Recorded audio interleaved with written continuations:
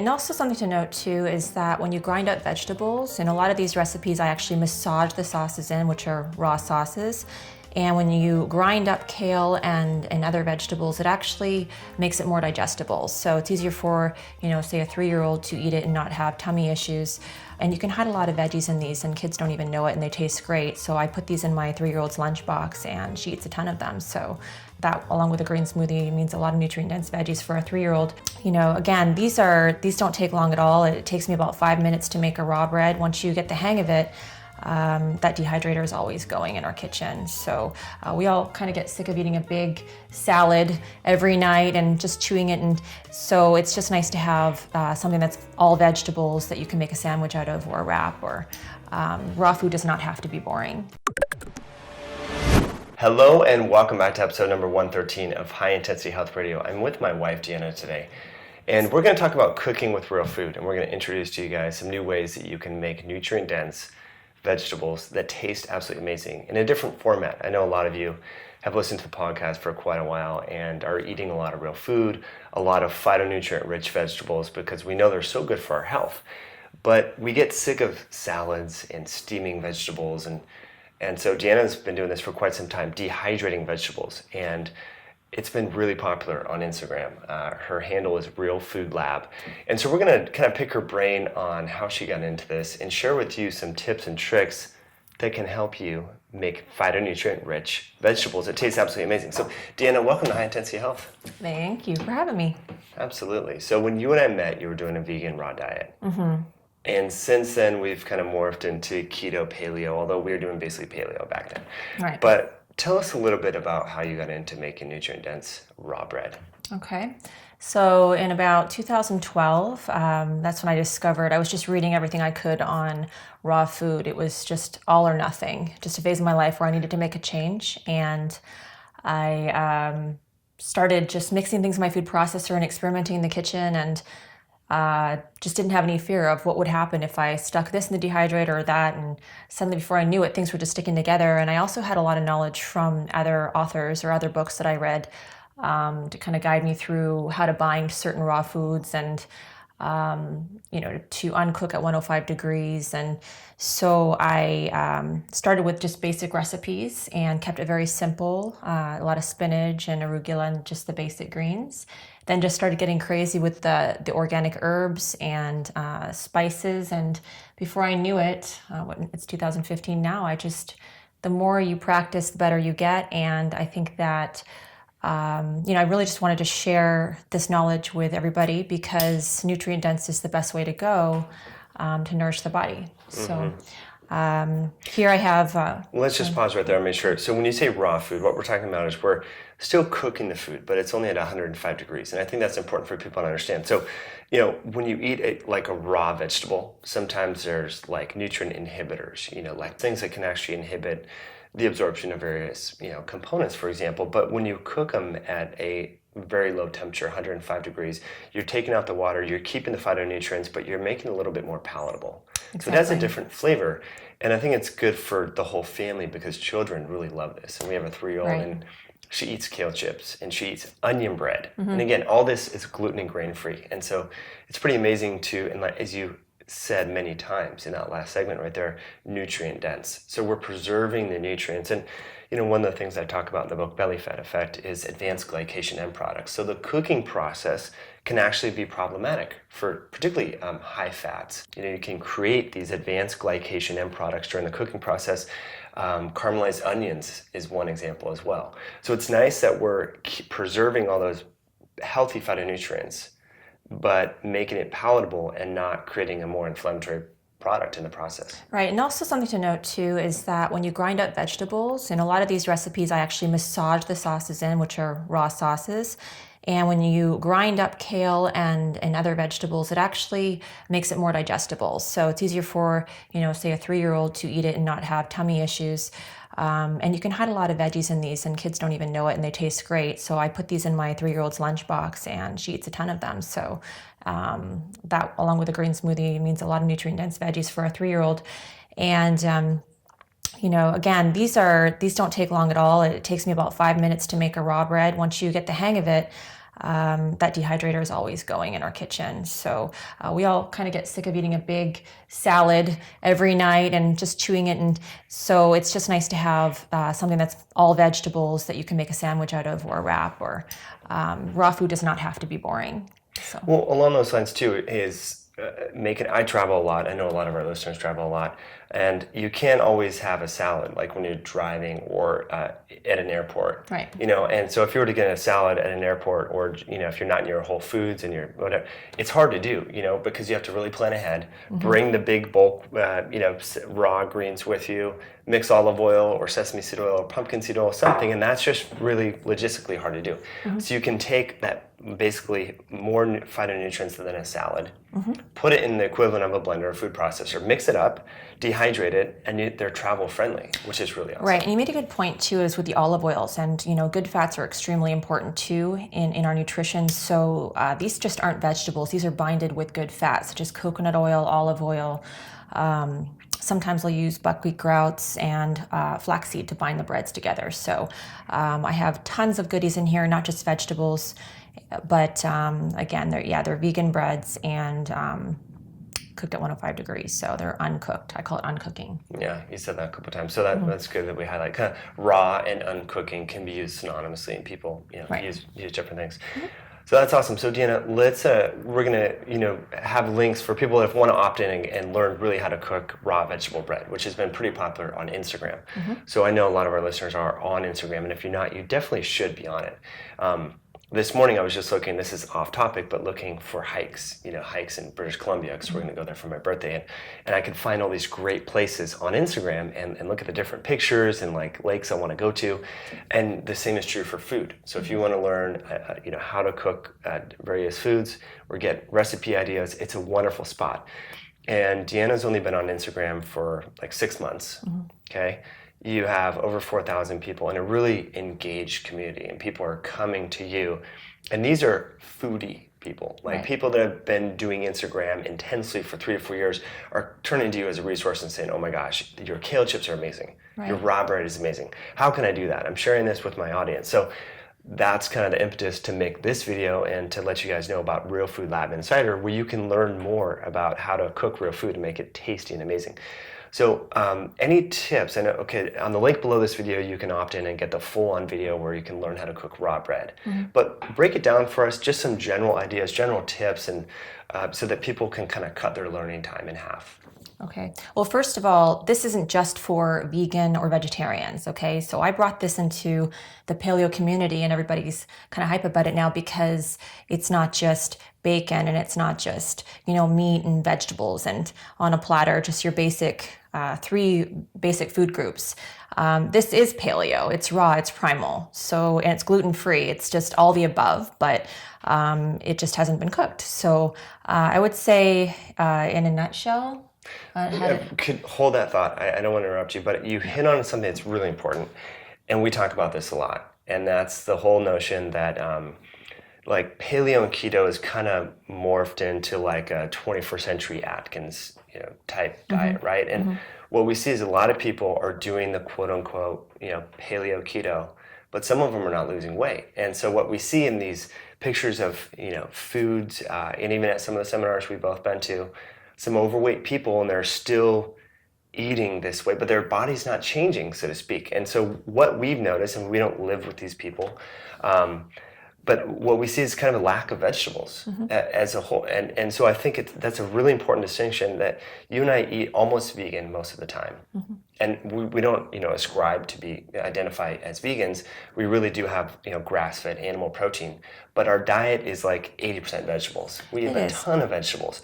So that's really, really important. If your body is not where you want it to be, if your blood sugar regulation, maybe you're insulin resistant or you're inflamed. A lot of people that have latched on to what you're doing have autoimmune disease, and so they're looking for ways to kind of reduce the inflammatory response in the body. So really, really important to stress that this is another way to get the vegetables that... Right, and it is 80%. This piece of bread here, for example, is a piece of raw bread, onion bread that I just made.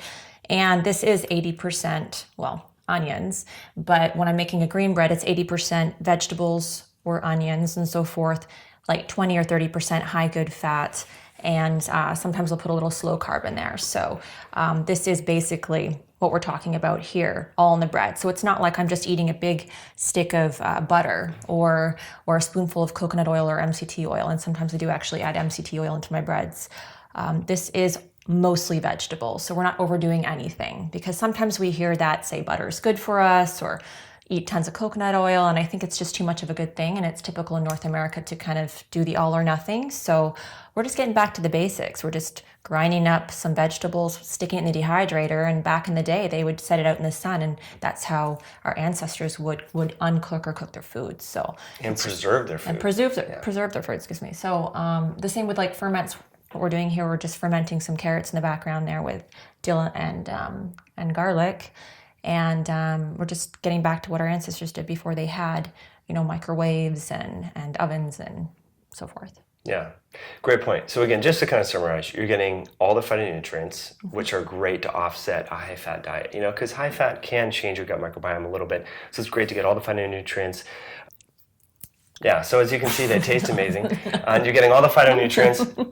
It's pretty good. You can travel with them, kids like them. Really Okay, good. so it's a no-brainer. Now, Deanna, let's share some tips, okay? Let's cut people's learning curve in half. You kind of got into it, and pardon my interruption. I wanted to just really harp on that notion that vegetables are core here.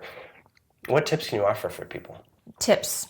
First of all, don't be afraid to experiment in the kitchen.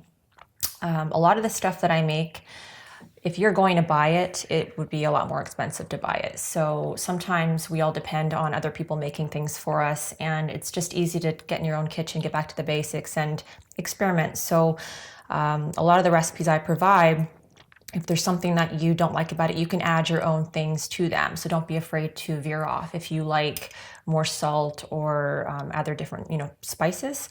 So, and that's what I did, is I just learned as much as I could from other authors and made it my own. So, I'll spend hours in the kitchen just creating, and finally I'll get it right. I'll write it down, and then that's what I love to share. But I think that's what I was answering your question, Craig? Yeah, that's a great point. But you said you spend hours in the kitchen. I just want to make sure people understand. You don't have to spend hours in the kitchen. No, you don't. Because we're going to give people recipes, but if you really enjoyed this, don't be afraid to spend time and tweak it and test it. And, I mean, there was some recipes you made, I'm like, this is not I good. spend hours in the kitchen for you, okay? So that you don't have to spend hours. They're actually quite easy recipes, but I have other people taste my recipes to make sure that they like them, because I like a lot of my recipes, but we all don't have the same type of palate. So again, I do the work because I love to do it. It's my passion. I don't mind being in the kitchen. And we're going to be providing these recipes for you so that they're perfect every time you make them. So, but then... Or people can tweak them to their liking. If they're exactly. like, oh, I don't like that much dill, I can back it off. Or,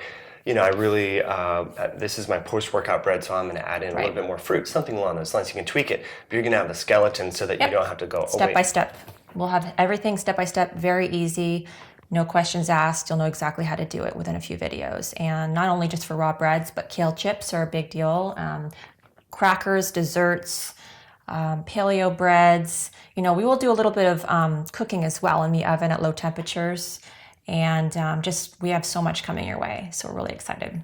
Yeah, that's awesome. And this is just another variety, like you mentioned. I mean, there's nothing wrong with cooking. No. I mean, we used to do a lot of butternut squash, and we still do yams. We cook our vegetables. I mean, the cooking is really good, but this is just another variation. And we're using 21st century technology to bring these ancestral foods, into our life in a different format, which is pretty cool. So let's see here. The other thing that has been popular is the vegetable bread specifically. Do you want to share any stories? I know that we've had some people that have really commented, and they're like, oh my gosh, Deanna, your kale chips, your vegetable bread are amazing. What's the secret sauce there to make it really good? The secret sauce is something that you'll find out. I can't. No, the secret sauce is just something that, again, over about a year or so, I think I've perfected. And I have a certain sauce for kale chips, and I also have a variety for raw breads. But my big thing is herbs in raw breads. They really bring out, they make the raw bread, like rosemary, basil, sage, you name it, and a lot of them have detoxing properties, parsley. So I really try to bring in, it's like a science experiment for me. I put in everything, I try it, and then I add or I take away certain ingredients to make it perfect. So with a lot of my green raw breads, I'll do the herbs. And they're, excuse me, they're actually my favorite because we just love herbs. We have a couple of garden beds in our back that Mike just built, and we're growing a lot of herbs. So I can use them in the raw breads. And I would say, where was I going with that?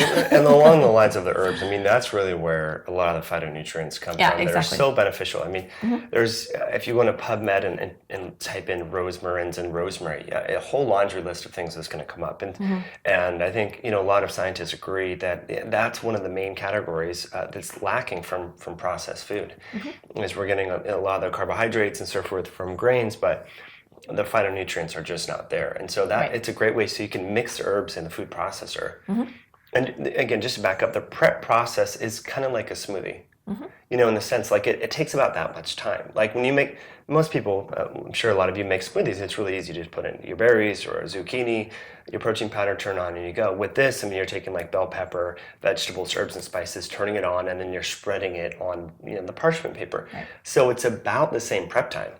Which is pretty cool. And with cooking, I almost think it's easier than cooking vegetables standard because, you're cutting up Swiss chard, you're cutting up onions, you're cutting up garlic, you're mixing them, you're putting in your sauces, you're putting your lid on, you're testing, stirring it again, adding water. I mean, that's like a 40-minute deal. Right. This is just throwing things in the food processor. You don't even have to cut I feel like I'm just throwing things like a witch in a brew.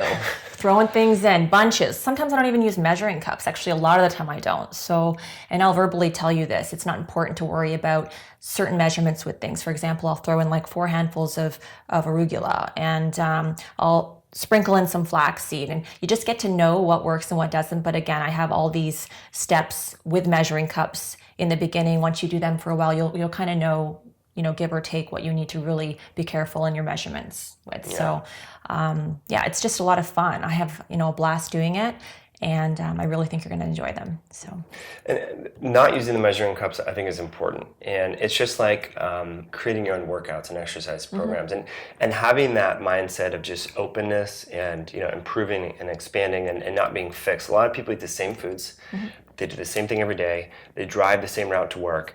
They read the same type of books. They hang out with the same people. I think it's this is kind of a adding different meaning to your life and. Not using the measuring cups, using a different hand to brush your teeth, trying different exercises in the gym, take a different route to work. All these things are going to enhance neuronal plasticity in your brain, make you smarter, and just have a more open-minded approach to life. And I think that's really important, just having that flexibility. And I know it sounds weird, like in the kitchen, like, wait, Mike, how are you applying this to real life? But I see that to be true. People that are really like, 1 tablespoon, and they only put that in. If you put a little more, they get all freaked out. They're really rigid. This is stress-free. This is stress-free. And actually, one of my recipes that I have, it's such a fun one because we all go to the farmer's market once in a while, or when we do, those of us who do end up looking at our fridge and seeing these vegetables all going bad. So I do have one recipe where you basically take everything in the kitchen sink and stick it in the food processor, and it's a wonderful bread. So it's a way to just kind of use the extra stuff that's in your fridge or on your countertop and grind it all up and not put it to waste. Stick it into your dehydrator and have a wonderful, tasty bread. So I do have that one. So what's cool about that one is you can take a salad, like arugula salad, and actually cut it up, and they're almost like croutons. So you're getting like a double whammy. So you're getting the raw salad and the dehydrated vegetables, all the good fats. And so it's just a great way, again, I don't know the number. I think it's, the standard American eats like only 26 different foods in a year. So this is a great way to throw in all these different foods. I mean, you mentioned arugula, mustard greens, spinach, Swiss chard. We do kale all the time. So you're getting all these different vegetables. And again, it's like the ease of the smoothie, which I think is the big thing because, when I meet with clients about nutrition, the biggest roadblock to, eating better is time. I don't have enough time. And I think we can all make time, but that's a big, I mean, when I get busy with life and work and kids, and it becomes a challenge cooking sometimes. And so this is nice, just pull it out of the fridge. You're like, man, at least you're getting your good vegetables in. Right. And, we're also going to educate you on how to eat seasonal. So we're really trying to do, a lot of this is a learning process for us too. So our biggest thing lately is just supporting local farmers. And of course, we now have our own garden, and we're going to teach you how to eat seasonal, which is really important, especially when it comes to nourishing your body. So Yeah, really great point.